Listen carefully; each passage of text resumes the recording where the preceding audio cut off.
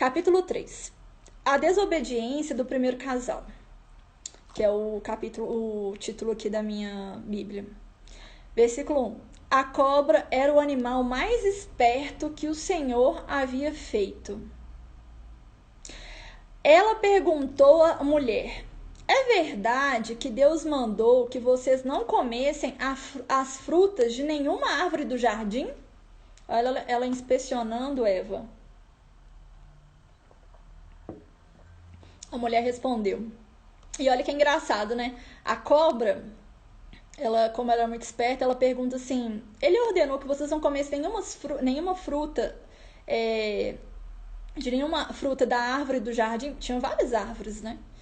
A mulher respondeu: podemos comer as frutas de qualquer árvore, menos a fruta da árvore que fica no meio do jardim. Deus nos disse que não devemos comer dessa fruta, nem tocar nela. Se fizermos isso, morreremos. Mas a cobra afirmou: vocês não morrerão coisa nenhuma. Deus disse isso porque sabe que, quando vocês comerem a fruta dessa árvore, os seus olhos se abrirão e vocês serão como Deus, conhecendo o bem e o mal.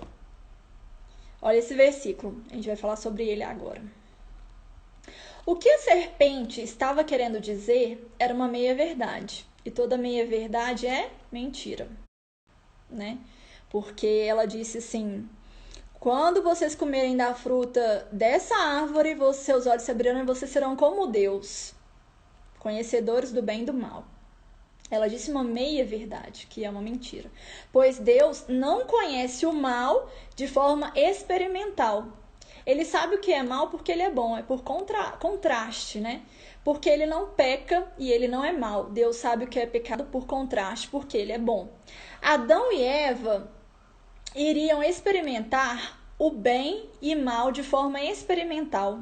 Ou seja, era diferente do que a cobra havia falado, né? Eles se tornariam parte do mal. O que a serpente deixou por entender é que eles seriam como Deus, pois conheceriam o bem e o mal. Mas não era da mesma forma que Deus conhecia. Porém, essa última informação a serpente não deixou muito clara.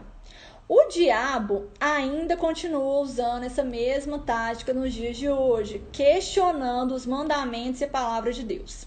Além disso, tentando convencer o quão chato é obedecer ao Senhor, né?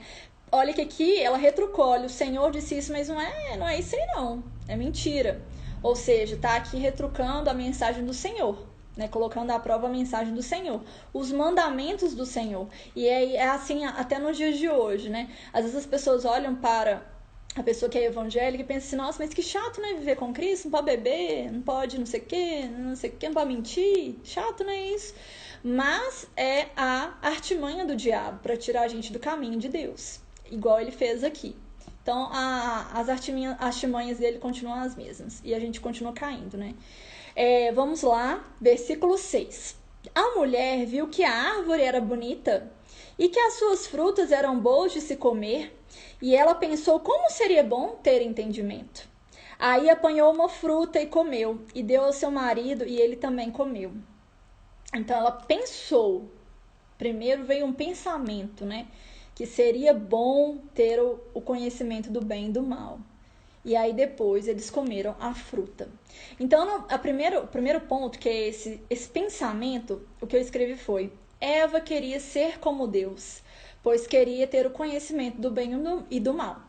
Conhecimento além daquele que Deus já havia lhe dado, ou seja, ela não estava satisfeita com aquilo que Deus lhe deu. E era ótimo que Deus deu, mas ela não estava satisfeita.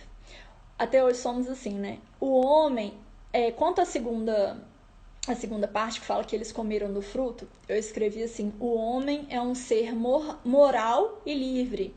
Por ser livre é que caiu no pecado. Foi desobediente ao Senhor. Essa atitude de Adão provocou a queda da humanidade e nos trouxe sofrimento. Todo mal é consequência da queda. Então, todo mal que vivemos hoje é consequência da desobediência de Adão, né? Do pecado de Adão. Vamos ao versículo 7. Neste momento, os olhos dos dois se abriram E eles perceberam que estavam nus, então costuraram umas folhas de figueira para usar como tangas. Então, preste atenção, os olhos dos dois se abriram e eles perceberam que estavam nus. Mas o tempo todo eles não estavam nus também? Eles sempre estiveram nus antes da queda, porém não havia mal, não havia cobiça, não havia luxúria, não havia egoísmo. Depois da queda, houve isso tudo, né? Essa é a consequência da queda, é o mal, que é cobiça, luxúria, egoísmo, enfim. Sem o mal, a nudez natural era normal. Depois da queda, eles tiveram vergonha dos órgãos genitais. Talvez um dos motivos era que, através da relação sexual, é que o pecado iria se propagar. Jesus nasce da virgem. É por isso que Jesus nasceu de uma mulher virgem, porque através da relação sexual esse pecado vai se propagando, né? A área que as pessoas mais caem em pecado é o sexo, e o motivo vem daí. Vamos continuar nossa leitura, versículo 8. Naquele dia, quando soprava o vento suave da tarde, o homem e a mulher ouviram a voz de Deus, do Senhor Deus, que estava passeando pelo jardim. Mas então se esconderam dele no meio das árvores. Mas o Senhor Deus chamou o homem e perguntou: onde é que você está? Será que o Senhor Deus já não sabia? Sabia, né? Mas ele queria um diálogo aqui com Adão. O homem respondeu: eu ouvi a tua voz quando estava passeando pelo jardim e fiquei com medo porque eu estava nu. Por isso me escondi. Aí Deus perguntou: e quem foi que lhe disse que você está nu? Por acaso você comeu da fruta da árvore que eu proibi de comer? O homem disse: a mulher que me deste para ser a minha companheira me deu a fruta e eu comi. Aqui ele tá colocando a culpa em Deus e na mulher, né? Olha, a mulher que o Senhor me deu, né? Ela que me ofereceu e por isso que eu comi. Então não tem culpa nisso não. Não tem culpa no cartório, é culpa da mulher que esse homem, culpa da mulher pelo fato de o Senhor ter me dado ela. Então, tem culpa de nada. Geralmente é assim que os homens também fazem, né? Os responsáveis. O homem disse, essa parte eu falei, que a mulher me deste, a mulher que você me deu para ser minha companheira, me deu a fruta e eu comi. Versículo 13. Então o Senhor Deus perguntou à mulher: por que você fez isso? A mulher respondeu: a cobra me enganou e eu comi. Versículo 14. Então o Senhor Deus disse à cobra: por causa do que você fez, você será castigada. Entre todos os animais, só você receberá essa maldição. De hoje em diante, você vai andar se arrastando pelo chão e vai comer o pó da terra. Eu farei com que você e a mulher sejam inimigas uma da outra. E assim também serão inimigas a sua descendência e a descendência dela. Ela esmagará a sua cabeça e você picará o calcanhar da descendência dela. Prestaram atenção nessa parte? Serão inimigas a sua descendência e a descendência dela. Qual que é a descendência? Aqui, na verdade, aqui eu escrevi aqui, ó. O próprio Deus anunciou que o descendente da mulher, que no caso é Jesus, né, que já está fazendo referência a Jesus, destruiria o descendente da serpente, que no caso aqui fez referência a Satanás, né? Então, aqui tá falando, falou que as duas iam ser inimigas, né? E que ela esmagará a sua cabeça. Jesus vai esmagar a cabeça aqui de Satanás, né? Isso no futuro, né? Vamos lá, versículo 16. Para a mulher, Deus disse: vou aumentar o seu sofrimento na gravidez, e com muita dor você dará luz aos seus filhos. Apesar disso, você terá desejo de estar com seu marido, e ele a dominará. Versículo 16, Deus aumentou o sofrimento da mulher na gravidez, né, enquanto ela dava a luz ao filho. E ela começou a dar a luz ao filho com muita dor. No parto normal, há dor física, né? Geralmente você ouve aí pessoal que teve parto normal falar, né? Não, dói demais, né? É complicado. Agora, quem tem parto cesárea, será que foge dessa dor? Ou não? Será que vai sentir dor também em alguma hora da vida, ou como é que vai ser isso? Porque aqui o Senhor, ele ordenou, né, que nós sofreríamos por causa dessa desobediência, e o sofrimento da mulher seria a dor no parto, né, no caso, ao dar à luz. Só que um fato muito interessante é que no parto por cesárea você acha que não tem a dor física, realmente não tem, mas tem a dor da alma, a depressão que vem após. Estudos apontam que 92% das mulheres que dão à luz por cesárea têm depressão pós-parto. Em outras palavras, não tem como as mulheres fugirem da dor desse momento. Então é daí que vem a nossa dor, é por causa da desobediência de Eva. Versículo 17. E para Adão, Deus disse o seguinte: você fez o que a sua mulher disse, comeu a fruta da árvore que eu proibi de comer. Por causa do que você fez, a terra será maldita. Você terá de trabalhar durante a vida inteira a fim de que a terra produza alimentos suficientes para você. Aqui fala, o Senhor diz que a terra seria maldita por causa do pecado de Adão.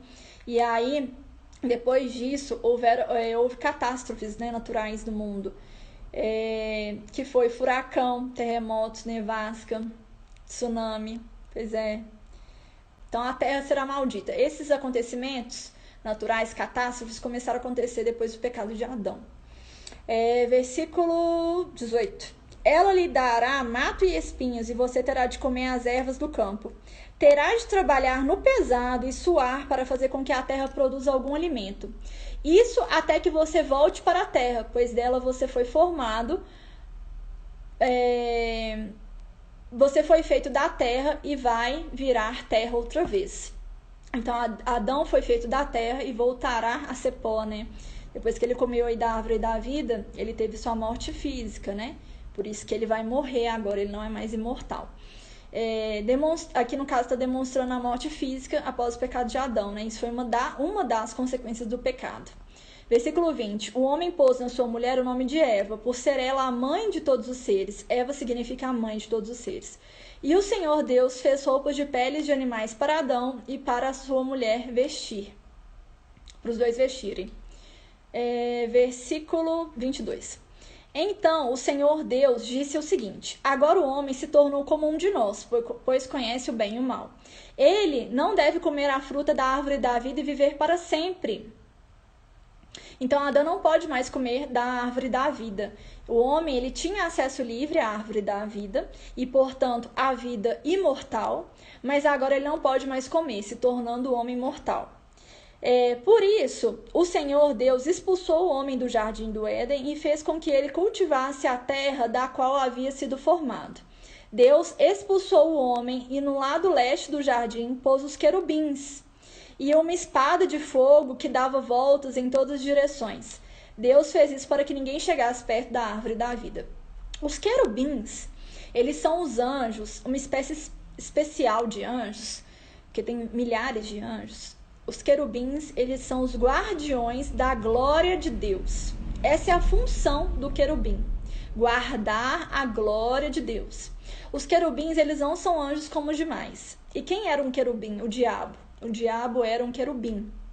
Está lá em Isaías 14, Ezequiel 28. Ele era um querubim, é por isso que ele conhece muito de música. Ele era tipo um regente, né? E ele conhece mais de música do que qualquer um no mundo. Falando um pouco sobre a martiologia, só dando um adendo aqui muito rápido, eu disse que... Ai, gente, peraí. Pronto, né, clareou. Que eu ia falar sobre a martiologia, que é a questão da doutrina do pecado, né? Amártio significa pecado, transgressão ou errar o alvo, e logia é estudo, né? No capítulo 3, que nós lemos aqui, nos é revelado como o pecado ou o mal começou a habitar dentro de nós. Essa é a origem do pecado, através da nossa desobediência à palavra do Senhor. Também nos foi revelado as suas consequências ao homem e a solução de Deus para o pecado do homem, que a solução é Jesus, né? Tiago afirma que o pecado nasce pela própria cobiça do ser humano, né? Ou seja, lá na hora que você vê Eva, né? Primeiro veio um pensamento de cobiça, de querer entender o bem e o mal. né, para depois ela tomar aquela atitude.